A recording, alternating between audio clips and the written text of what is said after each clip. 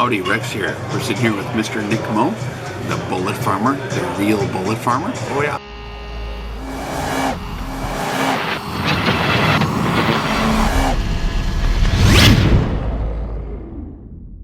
And today we're going to talk about all the details involved in setting up your own bullet manufacturing facility in your garage that is like high volume lead casting facility. Because Nick Moe has really explored this and he knows all the details on the tools involved and the processes and stuff like that. So when did you have this idea originally? I'd say this is probably about 4 years ago. Started, bought the casting machines and went from there. Yep. So obviously a guy needs a lot of lead, right? So first of all, you gotta have a lot of lead. Where do you even find lead nowadays? There's a couple different, well, I mean, you can get it from, there's multiple different places, but I did some legwork and found the best. There's about two or three companies that have the lowest prices. Now, is that something you actually buy online, or? What's that? Is that something you buy online, or is that something different? No. Well, I mean, I found the companies online, but then you just call and talk to different people. Okay. What's the shipping and handling on lead? A lot. You still got a bunch on hand then, don't you? I do. Now, what kind of alloys is the guy looking for? You cast all different kinds of pistol bullets from 45, 49 millimeter. Yep. What else? Did I miss something? 38? 38. Yep. 57. That's about it. Yep. Okay. What lead recipe in general do you recommend for folks looking to get into this deal? 9262. So 92% lead, 6% tin, 2% antimony. Okay. That seems to be about the right brew everybody likes. Gives you the right Brunel hardness. Now, do you buy that and mix it, or do you just buy it in that alloy form? I just bought it in the alloy form. Okay. You can mix it, but obviously it takes more time.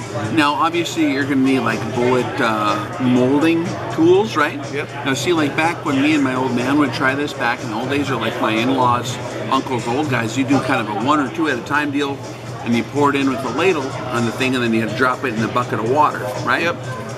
Now, to do this in a more high-speed way, you, as part of developing the lead casting bullet industry, some proprietary technology to get it done like more efficiently, right? Yeah.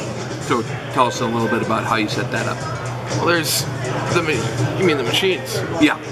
So the machines that I've got can run 6 molds at a time. And so they'll pump out about 4,800 bullets per hour. Yeah, that's an hour. 4,800 an hour. So that's like more than I can shoot in like a while. Pretty good.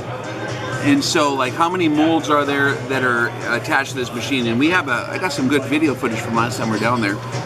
It goes kind of in a rotary deal, right? Yep. So it rotates through, and you got molds. How many molds? 4 molds? 3 or 4? 6. Well, the machines you can put 6 molds on. Oh, really? Okay. Yeah. Yep. So once the mold gets to the top, lead drops in, gets down to the bottom, molds open up.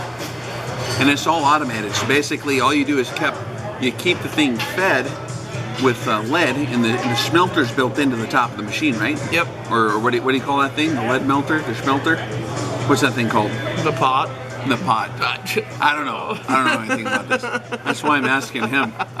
I'm absorbing his information. But so how much lead does that thing hold at a time? 100 pounds. The machines have a 100-pound pot.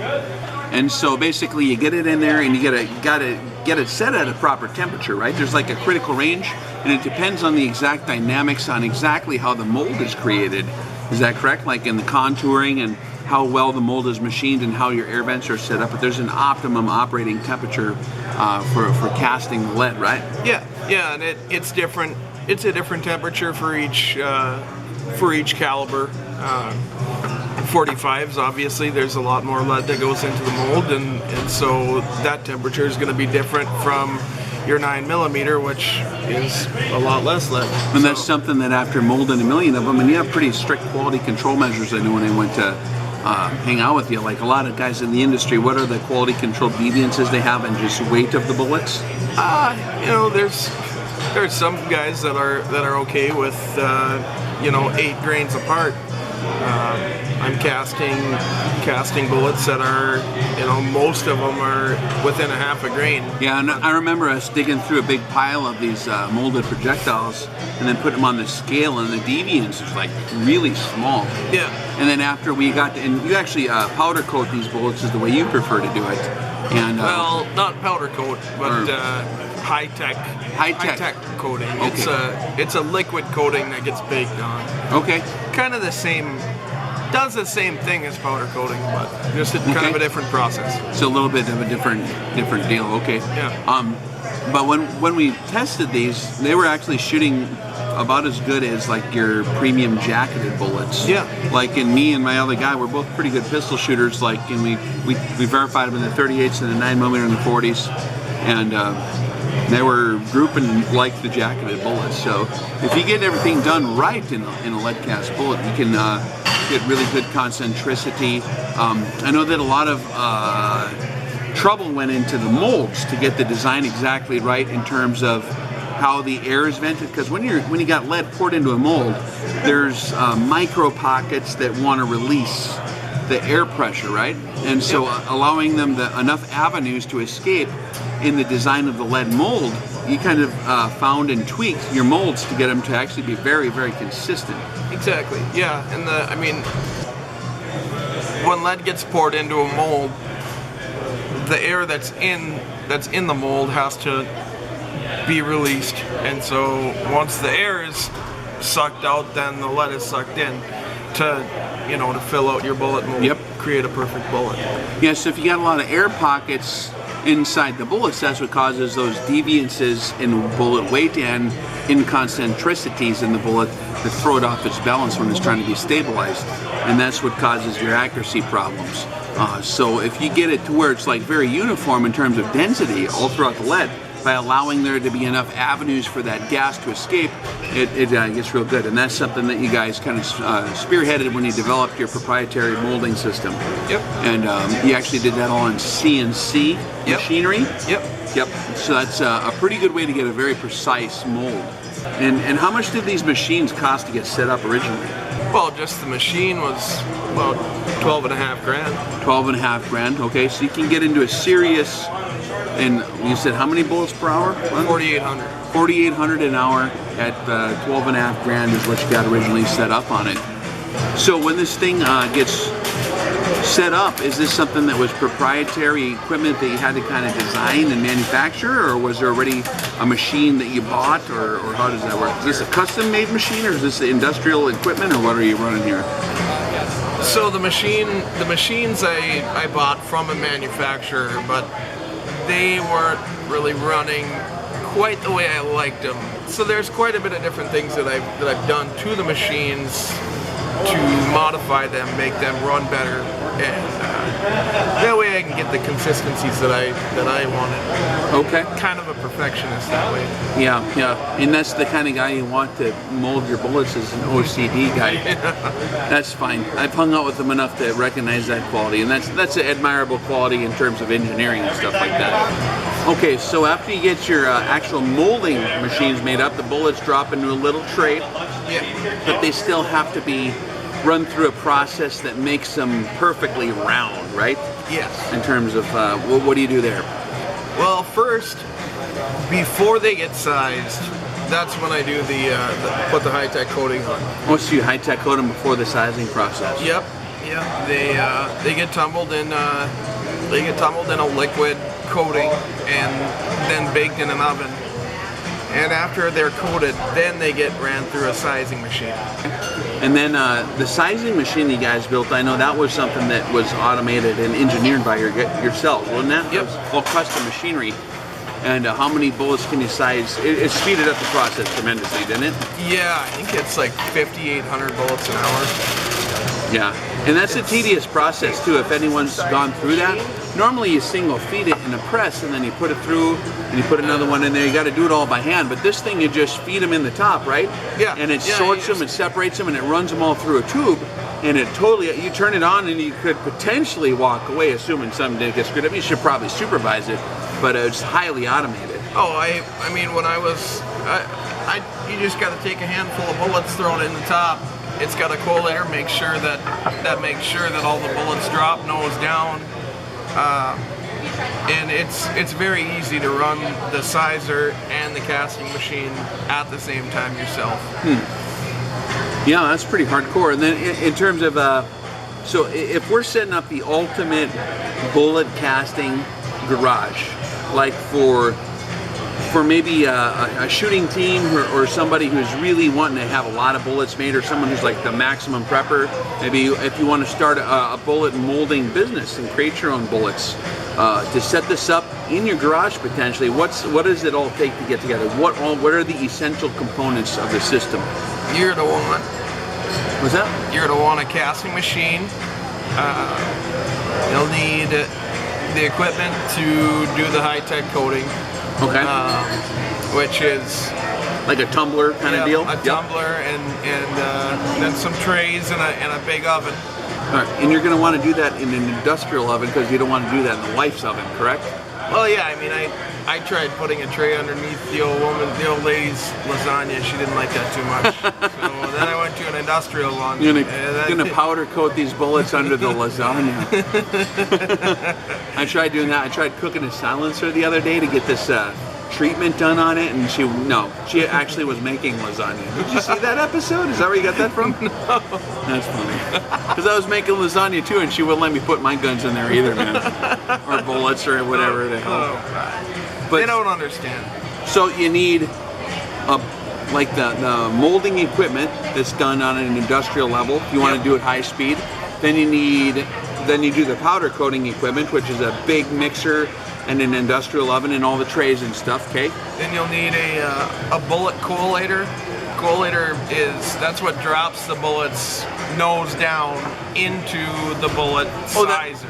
So that's that deal that spins around and it orients the bullets all going the same direction. Yep. And then they are run through the sizer in the same uniform direction. So they all go through the exact same sizer. Yep. So you're going to have absolute consistency in terms of bullet diameter. Exactly. Oh, okay. And then from there you're good.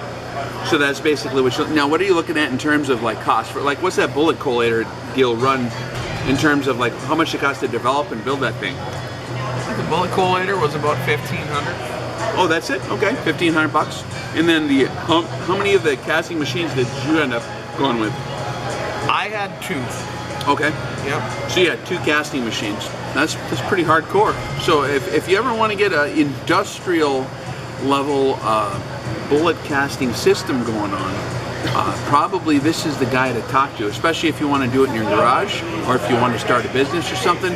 He's already thought through the procedure and got everything well tuned in terms of machining and equipment, and I think he would know what a guy would need to get started.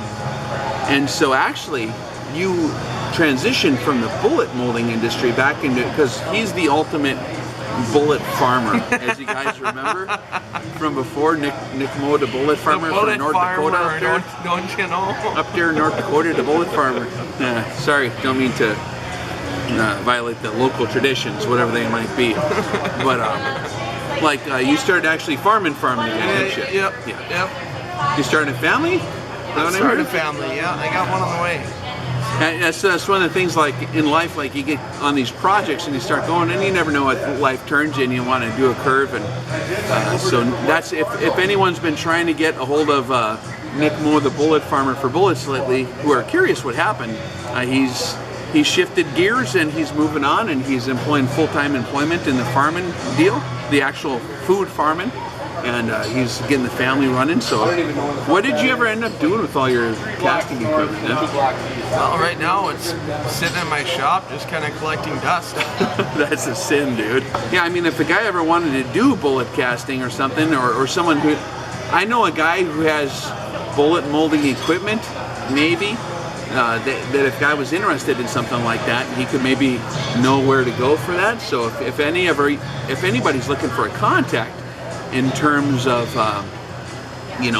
getting the perfect high volume industrial setup in your garage going on, that'd be this man right here. Now, you actually changed your email address, didn't you? I did. My new email is nickmo2017 @gmail.com. Okay, cool. So if anyone has any questions on exactly how to set up a bullet molding facility in the garage, or exactly maybe where to find some of the stuff, maybe you could contact Nick Moe and he would know where to go to find that up.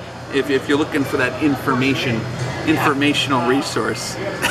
I can hook you up with some good information. Yeah, but no, man, it's funny because I was lucky. I was one of the lucky ones who got a whole stockpile of them bullets for reloading. I still got some I haven't even reloaded yet, but in the 40 calibers, they're shooting good, man. Yeah. And we tested them in the polygon rifling with the Glocks and everything. We ran around and got them hot, and they shoot awesome, like out of a semi-auto or whatever. If using, and you got a lot of lead still, don't you? Yeah.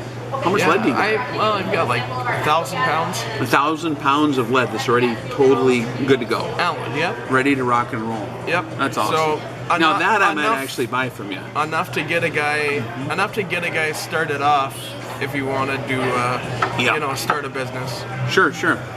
Yeah, I mean, a lot of guys dig through the wheel weight buckets trying to find lead. Yeah, then you got to go through the smelting process and get it nice and clean. But you got some good clean alloy that's ready to be casted. Yeah. 1,000 pounds. Drop it in and go. Well, it was cool. We just wanted to touch bases with the Bullet Farmer, and we'll put the Bullet Farmer theme song video at the end of this so that you can appreciate what we're talking about in case you missed that one. But this guy is one hell of a time.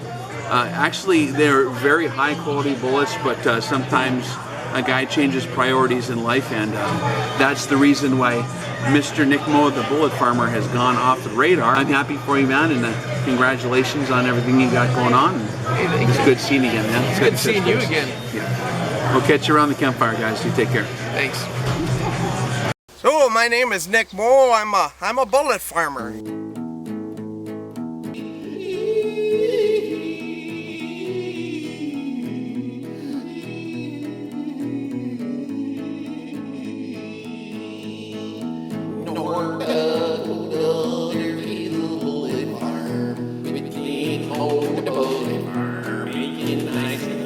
What's happening? I'm gonna shoot that guy's head off and fly up the zombie. Okay. I'm gonna destroy the plate. Okay. With my 45 timber. Okay. Are you ready? I am.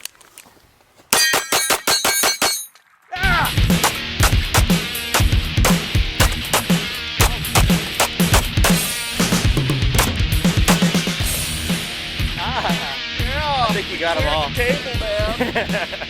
They are pretty, I tell you that. All right. You gonna do something tactical? I'm gonna try. Shamrock green bullet in there. Oh.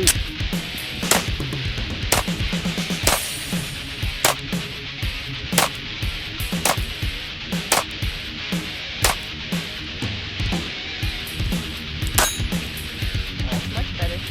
Yeah, I think so. It's about half. So kind of go like shoulder width apart. Yeah, that's how the gangsters do it, right there. Yep. Yeah. Ready? Yeah. Oh, Jimmy Christmas. I didn't even get close. This is the Captain America shield. Ready? Go! Oh no! Ah, see? Too much pressure.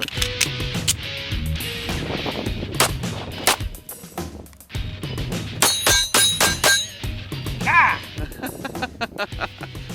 All right, so what do we got here? It's Glock. Oh, Glock 27 barrel after about 250 rounds of that prairie fire.